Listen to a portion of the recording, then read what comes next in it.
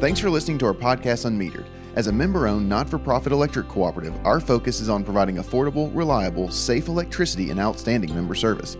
One way that we're doing that is by providing more avenues of communication to you, our member. Through the podcast, we hope that you will be able to find some helpful hints, tips, and things to help you conserve energy, as well as some informational pieces that will help you understand what it means to be a member.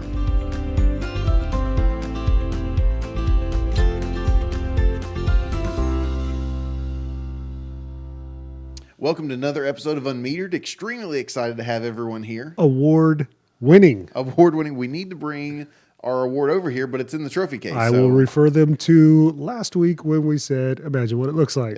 just picture it in your head there. It's fantastic. So extremely excited to have everyone here, of course, Yes. to the award-winning podcast. Rolls off the tongue nicely. Oh, it's so great. It's just fantastic. You know, it's a lot of fun to be able to do these things, to have the podcast out here, because there's a lot of great information that we've been going over over more than a year. As we've been going on. It's insane that this has been going on so long, and it just feels like yesterday that we were making a terrible episode number 2. So again, It's my favorite episode. I don't know why you think it's terrible. It's fantastic. It makes people motion sick. A little bit. So if you're looking for a good laugh, go check it out and then come back and listen to the rest of this.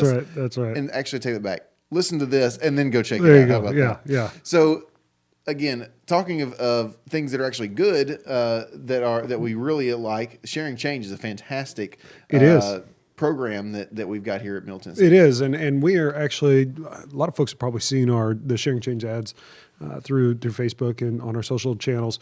It's great, man. It's, easiest good thing you'll ever do. A little change really goes a long way with Sharing Change. Easiest way to do it, to participate in the program, is just around your bill up. You can give a little bit extra if you need to, or if you feel so inclined. And even if you're not a member or you just want to do a one-time donation, we have that capability too. So, you can sign up by checking the box on your bill. You can do it through your MyMTMC app. You can give us a call. I mean, we'd love to talk to you. Mm-hmm. So give us a call, ask us a little bit more about it, or just go to sharingchange.org, sign it up. Or if you want that one-time donation, that's the way to do it too, sharingchange.org. Yeah, we've hammered on it the past 2 weeks because we like it so much. But again, we just want to touch base as always about that. And if you're a business, you're also able to participate in this. You can make one-time donations. Yep. Again, sharingchange.org. And Jay was talking about that. We had some that have recently come in. Mm-hmm. Some different businesses that just did a one-time donation. So that's awesome. Outages. It's the weather is getting a little frightful. It is, and actually, well, really not frightful. Well, and last night we actually had a kind of an extended outage. We did, and there was actually a car wreck that knocked out a pole that resulted in an outage for a couple hours because we had to go get the pole. And again, a couple episodes. Not us. No, we didn't. The guys that were on call did, because those guys are on call 24/7, 365. Yep. They were able to go out, get the pole, get it replaced. Again, that was one of those things where you might have seen some stuff on Twitter about it. Yep. Yeah. And, really, if you have an outage, give us a call, report it through your app, 877-777-9111 you can report an outage, or do it through your app. Don't ever think that you're bugging us when you're calling to report an outage, because we want to know, we need to know. So, if you have an outage, give us a call, hit us up on through your mobile app, and we'll be good to go.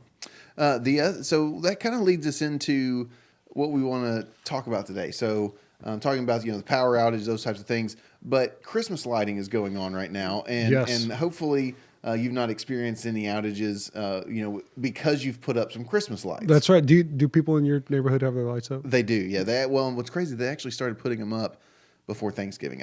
Me personally, you have to wait until the day, I'll give you the night of Thanksgiving. I'll give you that, because you might be off work. You said, hey, you know what? We celebrated Thanksgiving. That's right. Let's do some housework. In between Halloween and Christmas, there is a holiday. It's Thanksgiving. You have to give it. You gotta do the turkey, man.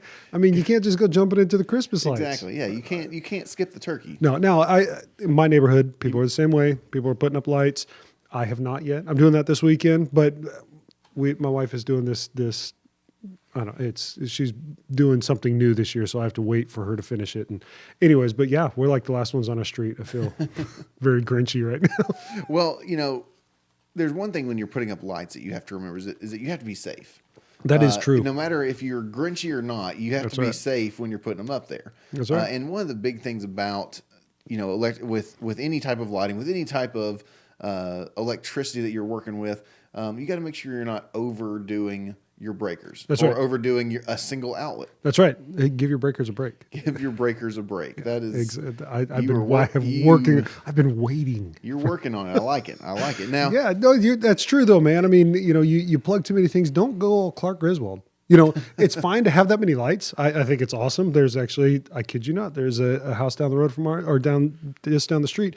They have a ton of lights out there, but I'm sure that they don't have them plugged into like 2 outlets like old Clark did. I mean, most breakers in your house, I mean, they're going to be 15, 20. Right. You might have a 30. Right. There's a few places like that. My garage has a 30 amp Right. in there.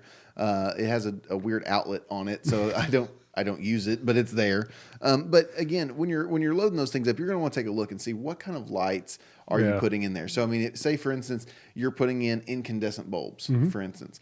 Those incandescent bulbs pull more power than say an LED bulb does. That's right. And so that with LEDs, the nice thing about those is they're safer. One, because they take less wattage, which means they're also not taking as much money from you when you're running them. I love them. But the other thing is that they're plastic. And Right. so because they're plastic, if you drop them, they don't break as easily. That's right. Resulting in little glass shards. And I'll tell you, man, we have some LEDs. Actually, the majority of our lights, we've made the transition to LEDs. They're so much cooler. They're so much brighter. Right. I mean, it's crazy how bright they are compared to, now we have one of those little net lights and it's not LEDs. Mm-hmm. And it is crazy the difference. I mean, so if nothing else, go with something that's bright. Put them on the shine on. And on top of that, the old lights, probably 6 or 7 years ago, they were like the white light or like the bluish white. Yeah. And it's like those seem so stark. Now the LEDs come in a variety of colors. That's right. They come in a variety of white, so That's right. soft white, all that kind of stuff. So That's there's right. to me, there's really no reason to not make the switch to LEDs, especially if, say, you've got lights that you're going to use this year. Right. The day after Christmas, go find some Christmas lights on clearance sale. I'm telling you, that is the best time to do it. That is the best time to do it. Plan for next year. But one thing to remember when you're stringing all those lights, whether it be LEDs, whether it be incandescents, I don't think they have CFL. I don't. That would be very odd. It would be pretty cool though. Interesting. Well, I guess you could if it's like the lights with like the individual bulbs that you screw in. Maybe that would be terrible to change. Anyways, I digress. But no matter what type of light you're stringing, you got to make sure that use extension cords. Yep. That's it. And I would even go one step further. And you look at surge protectors. But when you're using extension cords, believe it or not, and for a long time I didn't realize it. I know it sounds goofy, but I didn't realize that. You have indoor and outdoor extension right, cords. Exactly. Yeah. If you're outdoor, get one for outdoors. Well, and it's one of those things where you can use outdoors, right. but you can't use it. Don't flip it. Don't flip it, because what ends up happening is you could create a short in your lights, which could trip your breakers. I mean, again, burn your house down, man. Well, that seems a bit excessive, but it could happen. It's true, I guess. But yeah, so being aware of that, because your surge protectors are the same way, right? Because again, there's certain seals and stuff inside there, how they're actually created. It's a completely different thing, and when you're working on these extension cords, be sure to cover them up somehow. So if you're indoors, an easy way to do that is to put it on the edge, put a little tape down or something like that. If you got an area rug, I've seen a lot of people will slide the extension cord under the area rug, and they kind of hide it behind the furniture. Yep. But also you're going to want to make sure that these extension cords and stuff is out of the reach of kids, if you've got small kids, those types of things, because these don't have the tamper-proof outlets on them, which most houses that have been built in the past 15 years or so have got on there. So just be aware of where those are at. Yeah. Dogs chewing on them. Poor decision. But they'll only do it once. They will. That's true. Hopefully. But the exactly. But yeah, so with those extension cords, the other thing he's going to be doing is you may be running an extension cord outdoors. Right. Obviously, you're not overloading the outlet. But the other thing, though, is if you run an extension cord from one area of the house and then you plug everything into that one outlet, that doesn't help the overloading problem. So just adding an extension cord does not help the problem. You need if you've got a ton of lights out there, use it from different areas of the house. Find out which, because typically most people will have maybe a couple breakers that are to the outside. spread them out a little bit. If you can, yeah. It's, indoor and outdoor, it's the same way. But again, an extension cord does not give you reason to overload the extension Just cord. gives you a longer distance to overload. Exactly. Hey man, I'll tell you one thing that we started using a couple years ago, and I love it, is a timer. I mean, Timers are great. because in the middle of the day, let's face it, the lights don't look great, on or off, I mean, you got a big old tangled mess of nasty all over your house. But now at night, all that's hidden, so set your timers. Well, and so a timer in conjunction with a surge protector is a great thing, because then you can control all of it. Me personally, I've kind of gotten into the home automation type stuff.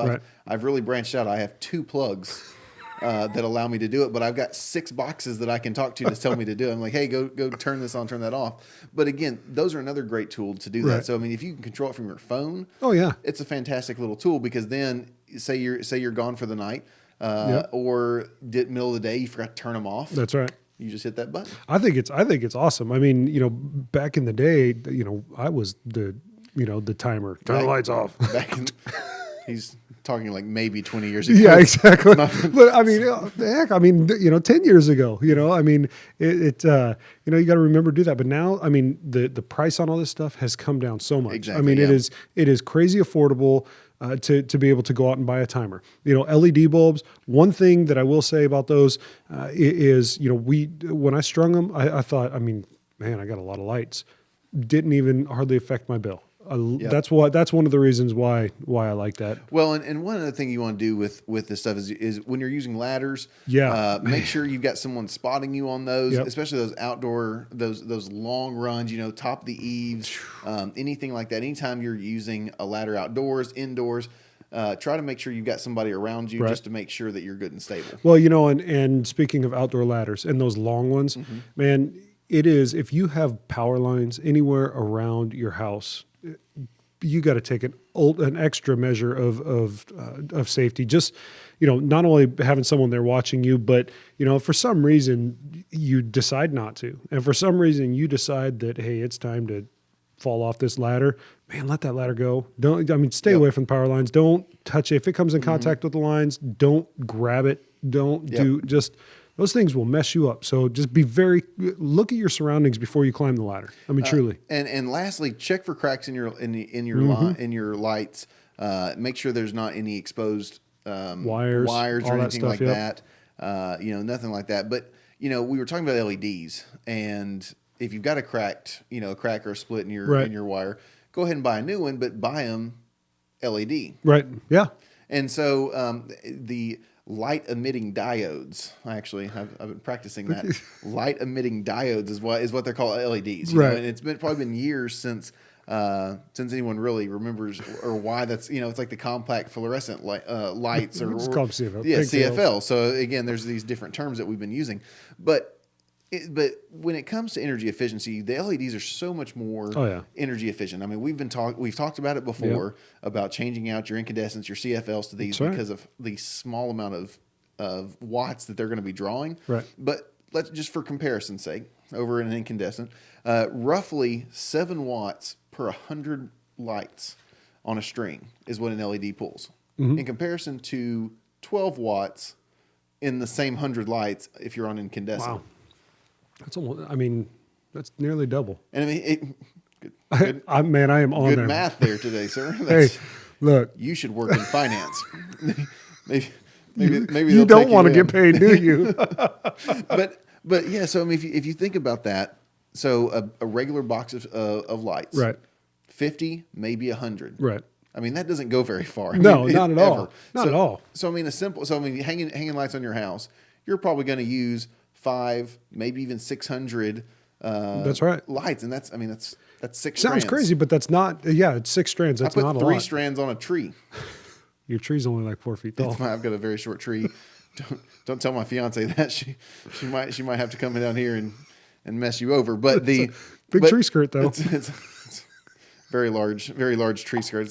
So I've got a 4-foot tree at my house because I don't have a Christmas tree of my own. So my fiance was able to donated one to the cause, and the tree skirt actually is for like a 12-foot tree. So, but you have 150 lights on that 4-foot tree. We've got a lot of lights on this tree. But again, if you think about that, just one tree, Right. I mean, you could save a lot of lights. I'm not going to, I'll leave the math to you on figuring that out. 11. But I'll save 11 lights on that. But again, those LEDs, they're cutting down the amount of things going on. Plus, they don't get as hot. Right.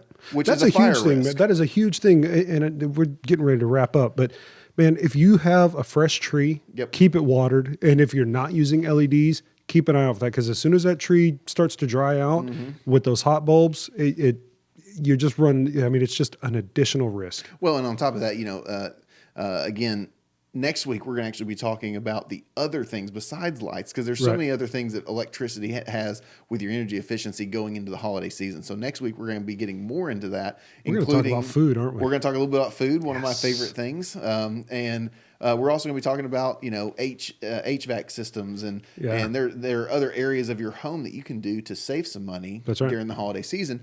But as we finish up with the lights, there's the other thing about the lights, again, using those power strips, using those timers indoors is such a huge tip. But the other thing about lights is when you change them out, so get rid of your incandescents for the LEDs, they'll last about 7 years. Right. If you're running your lights, say from dusk until about 10 o'clock. Oh yeah, they're going to last for a super long time. We haven't gotten rid of, I think I got rid of one strand because there was one that was busted or something like that, and I was like, I'm not fooling with that. So it was like half of it was out. And don't think for 1 second that I didn't string those. I know it's not safe. Don't do that. Don't string a half-strung light. Well, and that's the other thing about the LEDs they're coming out with now. Right. They're not doing that anymore. Yeah. It was, if you lose one, you lose one. They're not all in one sequence, which is extremely handy. Yeah, I did it. I'm not even gonna lie.